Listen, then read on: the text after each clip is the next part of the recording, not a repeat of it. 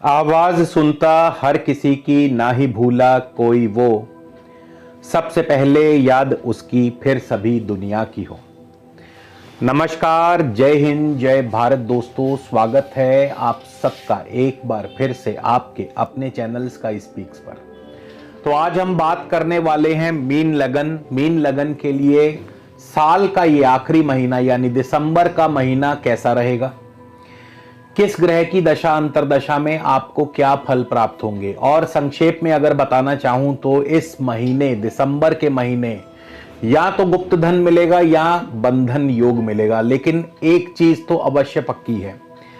तो कैसे, इस पर हम अभी थोड़ी देर में विस्तार से चर्चा करेंगे। कभी भी जाइएगा मत दोस्तों, वीडियो को शुरू से लेके अंत तक अवश्य देखिएगा।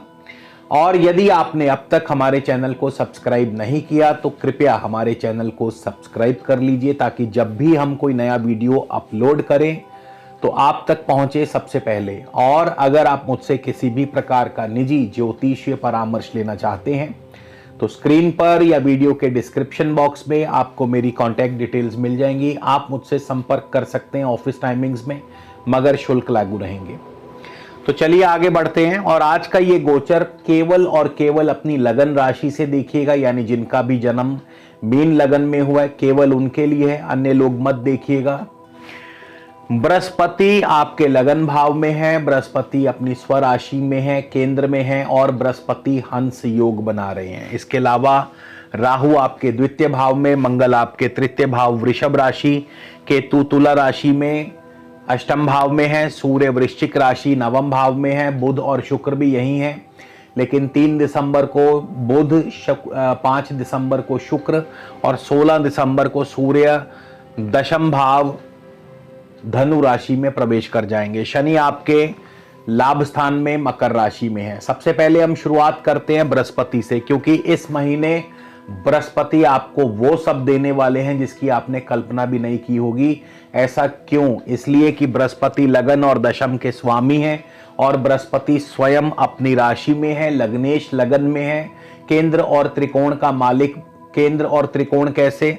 दशम भाव केंद्र है और लगन को केंद्र और त्रिकोण दोनों माना गया है। तो केंद्र और त्रिकोण के स्वामी बृहस्पति प्रथम भाव में और हंस योग बना रहे हैं। यही नहीं, इसके अलावा बृहस्पति के ऊपर लाभ स्थान से शनि की भी दृष्टि है। तो इसको आप यूं कह लीजिए कि बृहस्पति और शनि मिल करके आपके लिए बहुत ही ज्यादा शुभ फल देने वाले हैं। अगर मैं ये कहूं कि धन की वर्षा करने वाले हैं तो इसमें भी कोई दो राय नहीं। बृहस्पति देखिए लगन में बैठे हैं, दशम के स्वामी हैं, मान सम्मान पद प्रतिष्ठा की वृद्धि करते हैं, नौकरी कारोबार में तरक्की प्रमोशन दिलाते हैं। बृहस्पति की पंचम भाव पर दृष्टि, संतान की वृद्धि, लव लाइफ बढ़िया चलती है, शेयर मार्केट से आपको लाभ मिलता है, संतान सुख की प्राप्ति। सप्तम भाव पर दृष्टि, दाम्पत्य जीवन में मिठास पैदा करते हैं, वैवाहिक संबंध बनाते हैं, विवाह कार्य पूर्ण करवाते हैं, व्यापार में वृद्धि करते हैं। और नवम भाव पर बृहस्पति की दृष्टि, भाग्य में वृद्धि, धर्म कार्यों में रुचि और पिता पक्ष की तरफ से तरक्की।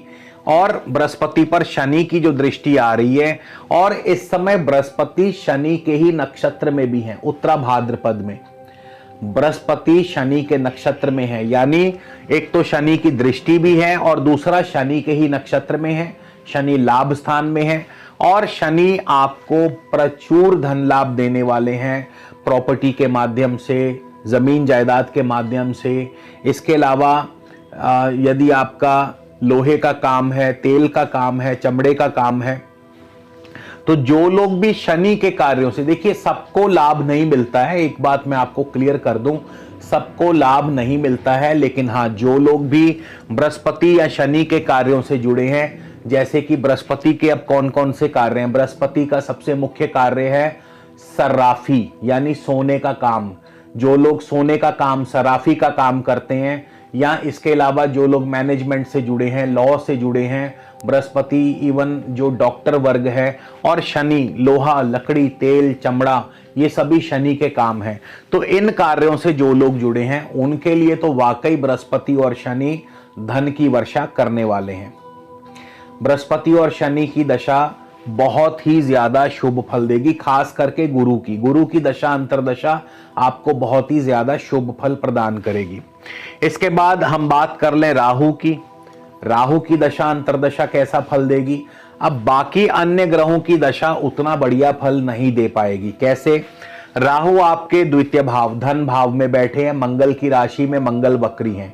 अब वक्री मंगल धन के मामले में रुकावट पैदा करेंगे। धनेश का वक्री हो जाना यानी धन रुक रुक करके आएगा। जिनको भी राहु की दशा अंतरदशा चल रही है, और राहु जो है इस समय शुक्र के नक्षत्र में, भरणी नक्षत्र में, भरणी नक्षत्र के स्वामी शुक्र तृतीय और अष्टम के स्वामी हैं। अब देखिए, तृतीय भाव पराक्रम करवाता है, मेहनत करवाता है, भाग दौड़ करवाता है, लेकिन अष्टम भाव हर कार्य में रुकावटें पैदा करता है। और अष्टम भाव में कुछ अच्छाइयां भी हैं। अच्छाइयां क्या है? अष्टम भाव अचानक धन दिलवाता है, गुप्त धन, मृत धन, मरा हुआ धन, यानी किसी ने कोई पेमेंट आपकी रख ली, वो पेमेंट आपको लौटाने आ सकता है। अष्टम भाव इसके अलावा बंधन भी पैदा करता है। तृतीय और अष्टम के साथ यदि द्वादश मिल जाए, और क्योंकि शनि की दृष्टि है, तो यहां पे क्या होता है? बंधन योग पैदा होता है। बंधन योग यानी आपको बांध के रखता है, यानी आपको ऐसा लगेगा जैसे आप बंधे हुए हैं। बंधन योग के कई रूप हो सकते हैं। बंधन योग का एक रूप है जेल यात्रा। बंधन योग का दूसरा रूप है किसी ने आपका कार्य बांध दिया हो, काम बांध दिया हो, आपको लगता हो कि काम नहीं चल रहा है, एकदम से चलते चलते बंद हो जाना। तो ये सभी बंधन योग के लक्षण होते हैं। कई बार किसी व्यक्ति को लगता है कि उसका जो स्वास्थ्य है वो ठीक अच्छा भला था, एकदम से खराब हो गया, या ऐसे सिम्टम्स नजर आने लगते हैं कि कोई भी कार्य बन ही नहीं पाता, हर काम में रुकावट, हर काम में रुकावट। इसी को बंधन योग कहा गया है। तो बंधन योग या गुप्त धन इसलिए क्योंकि अष्टम भाव गुप्त धन या पैतृक संपदा भी दिलवाता है। तो इसीलिए मैंने कहा था कि या तो गुप्त धन मिलेगा या बंधन योग मिलेगा। इसी तरह मंगल की बात कर ले तो मंगल की दशा अंतरदशा कैसा फल देगी। मंगल आपके धनेश हैं, भाग्येश हैं। धन और भाग्य भाव के स्वामी पराक्रम भाव में है, लेकिन मंगल स्वयं वक्री हैं। और मंगल चंद्रमा के नक्षत्र में, चंद्रमा पंचम भाव के स्वामी हैं। तो यहां पे क्या होगा? एक तो पैसा रुक रुक करके आएगा, पैसा नहीं आएगा। दूसरा, नौकरी में भी दिक्कतें पैदा करेंगे। पंचम भाव संतान के लिए शुभ है, पंचम भाव शेयर मार्केट के लिए शुभ है, पंचम भाव लव लाइफ के लिए शुभ है, लेकिन पंचम भाव नौकरी के लिए सबसे अशुभ माना गया है। नौकरी जा सकती है, तो मंगल की दशा में नौकरी जा सकती है और पैसा अभी रुक रुक करके आएगा। चंद्रमा की अपनी दशा कैसा फल देगी? यदि आपको चंद्रमा की दशा चल रही है तो चंद्रमा आपके संतान सुख की वृद्धि करते हैं, लव लाइफ अच्छी चलेगी, शेयर मार्केट से अच्छा धन लाभ होगा, लेकिन चंद्रमा की दशा में भी नौकरी में दिक्कतें पैदा होंगी। केतु अष्टम भाव में है और केतु पर शनि की दृष्टि है। अगर आपको केतु की दशा अंतरदशा चल रही है तो यकीन मानिए केतु इस समय आपके हर कार्य में बंधन पैदा कर रहे हैं। केतु हैं वो जो आपके हर कार्य में रुकावट पैदा कर रहे हैं। अष्टम भाव में बैठे हैं, आपके कार्य नहीं बनेंगे, हर काम में बाधा पैदा करेंगे, कार्य बनते बनते रुक जाएंगे। तो केतु की दशा अंतरदशा आपके कार्यों को बांध रही है, बंधन पैदा कर रही है।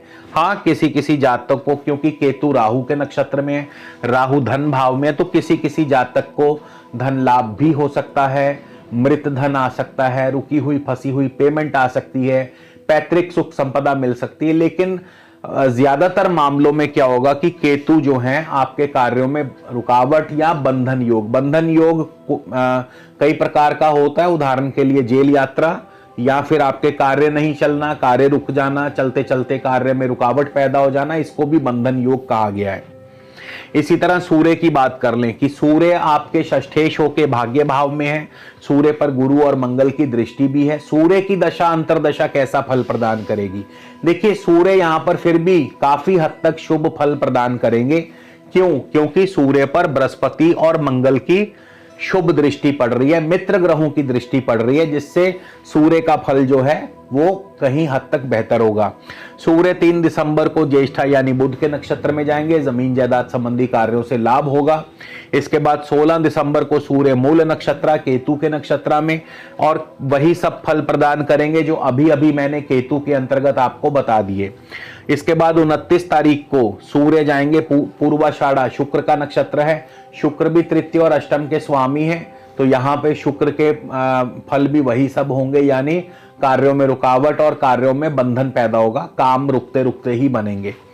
इस तरह शुक्र की बात कर लें, शुक्र की दशा अंतरदशा कैसा फल देगी, तो शुक्र स्वयं तृतीय और अष्टम के स्वामी है, दशम भाव में है और वक्री मंगल से दृष्ट भी है। 1 दिसंबर को शुक्र होंगे ज्येष्ठा बुध के नक्षत्र में, शुक्र भी जमीन जायदाद संबंधी कार्यों से आपको लाभ दिलवाएंगे।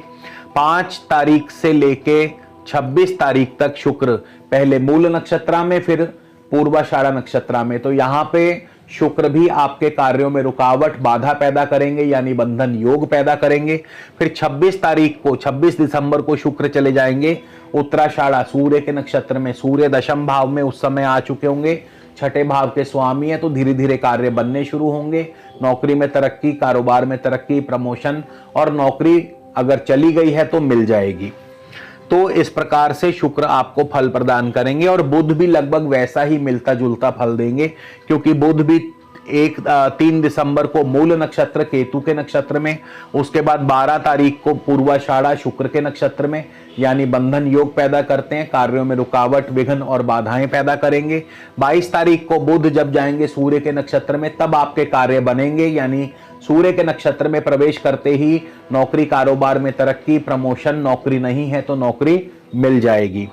शनि की बात कर ले तो शनि भी लगभग वैसा ही फल प्रदान करने वाले हैं। लाभेश शनि लाभ स्थान में जरूर बैठे हैं, लेकिन शनि मंगल के नक्षत्र में, मंगल पराक्रम भाव में है लेकिन वक्री हैं, यानी अभी कार्य आपके रुक रुक करके बनेंगे, पैसा रुक रुक करके आएगा।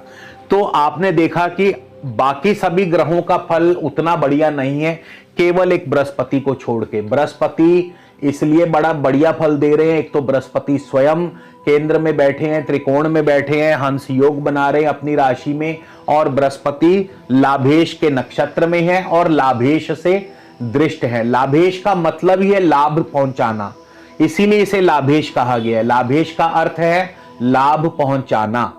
तो बृहस्पति के शुभ फलों में और ज्यादा वृद्धि करने के लिए, अगर आपका मीन लगन में जन्म हुआ है और अगर आपका बृहस्पति केंद्र या त्रिकोण में है, शनि भी अगर आपका स्वराशि में बैठा है लाभ स्थान में, तो फिर आपको पीतांबरी नीलम अवश्य धारण करना चाहिए, क्योंकि पीतांबरी यानी पीत जमा अंबर, पीत यानी पीला, अंबर यानी नीला, गुरु और शनि इन दोनों का मेल है ये रत्न, और गुरु और शनि दोनों के बल में वृद्धि करता है। और बंधन योग कम करने के लिए, बंधन योग के दुष्प्रभाव को कम करने के लिए केतु का उपाय अत्यंत जरूरी है। एक काला सफेद कंबल लेकर के मंदिर में दान कर दीजिए, तो आपको केतु जनित दोष दूर होंगे और बंधन योग का प्रभाव जो है कम होगा। तो दोस्तों ये था मीन लगन वालों के लिए दिसंबर का महीना। अभी अगले वीडियो में हम जनवरी के बारे में बात करेंगे, नए साल नए वर्ष की बात करेंगे। तो वीडियो कैसा लगा जरूर कमेंट करके बताइएगा। इसी के साथ आपसे विदा लेता हूं। खुश रहो, आबाद दुनिया, मालो जहां बढ़ते रहो, मदद मालिक खुद ही देगा, नेकी तुम करते रहो। नमस्कार, धन्यवाद।